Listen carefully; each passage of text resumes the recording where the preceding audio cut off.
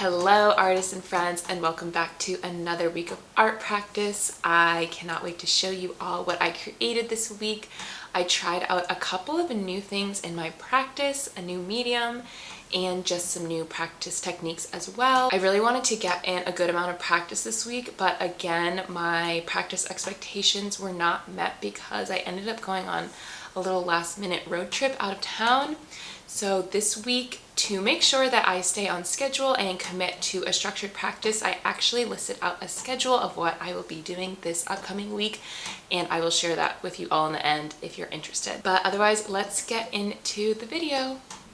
Okay, so first off, I wanted to practice some portrait sketching, and my favorite, and I think everyone's favorite, is eye studies. One, they're the easiest for me, and two, everyone just loves eyes. I think they're universally beautiful. I decided to mix things up by adding some charcoal to my sketches, which I have never used before, and I was like, let's challenge myself and try a new medium. Looking at these now, a couple days later, I realized they didn't come out as bad as I thought they did. Like, in the moment, I was like, these are so ugly, but they were actually not that bad. Using charcoal for the first time, obviously I had no idea what I was doing, so I was kind of experimenting and playing and just seeing what might work and what didn't. But I think the reason they came out okay is because the underlying sketches were solid. Like, I would say I can sketch eyes pretty decently. Other facial features I struggle with so much, mainly lips. I cannot draw lips for the life of me, which is what I should be practicing because it is my weakness, but I keep drawing eyes because I'm good at them and they're beautiful. But maybe I will commit to that this week. I will do at least one lip sketching practice so I can get better at them. Hopefully I can practice them more and get better at charcoal because it is a medium that I would like to get better at and learn more about. And then this is a little watercolor galaxy that I did as the final assignment in my intermediate watercolor class that I've been taking on Udemy. I just love the effect that watercolors can give. Like, it looks so cool and blended to me, and you really can't get this type of effect in anything except for watercolor. So I used some masking fluid to keep these white spots, and then I ended up doing multiple layers to kind of get this like light effect here and then have it get darker. And there's a lot of wet and wet technique going on, but it was really good to just get some more practice with wet and wet and watercolor in general. And I do feel like I'm getting a little bit better. I know I have so much to learn still, but I really like the effect of watercolor, specifically for like a galaxy subject. This is something that I'm not really that excited to share, to be quite honest. You can tell it's an unfinished portrait sketch, and it's frustrating because I spent a couple hours on this and I have tried to draw this reference photo probably 4 to 5 times, and each time it just doesn't come out correct. But it's important for people to see how much time and practice it takes to master a skill. I think portraits are probably the hardest things to draw just because it has to be so accurate.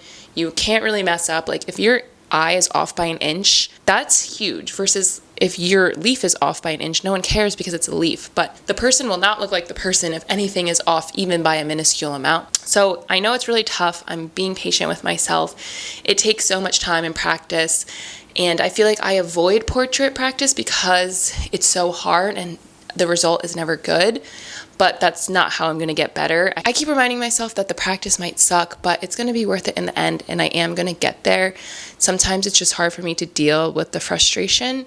So I don't practice it every day, but I'm trying to work my way up and do something that's sustainable for me. So for anyone that wants to get good at something but is experiencing frustration throughout the process, just take your time. Like, you don't have to do it all day after day after day. Like, you can spread out the practice over time and it will add up. So that's what I try to remember.